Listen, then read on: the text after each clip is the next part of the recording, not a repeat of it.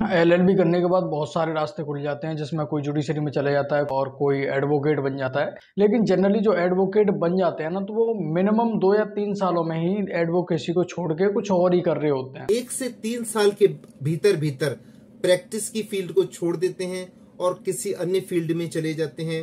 इसके पीछे रीजन कई सारे हैं, जिनमें से कि एक मेन रीजन ये है कि स्टाइपेंड का न दिया जाना। समय समय पे आपने देखा होगा कभी CGI, How many seniors pay their juniors decent salaries? कभी अदर जजेस जो कि रिटायरमेंट का टाइम होता है, तो ये एक मेन पॉइंट बन जाता है जिसपे सभी फोकस करते हैं। अगर सोच के देखो, अगर ये कोई डिबेटेबल टॉपिक नहीं है तो मोस्ट ऑफ द जजेस इसी बारे में बात क्यों करते हैं। खासकर जो फर्स्ट जनरेशन लॉयर है, उनको स्टाइपेंड दिया जाना चाहिए, वो भी वेल स्टाइपेंड दिया जाना चाहिए।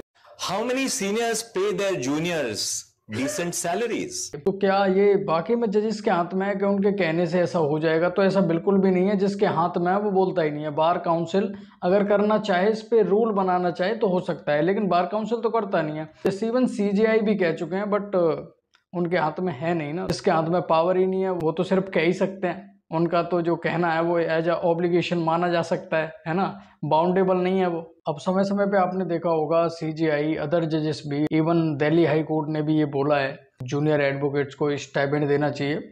These are not only example to share with you, other भी बहुत सारे एग्जाम्पल्स हैं जो लिटिगेशन में आते हैं।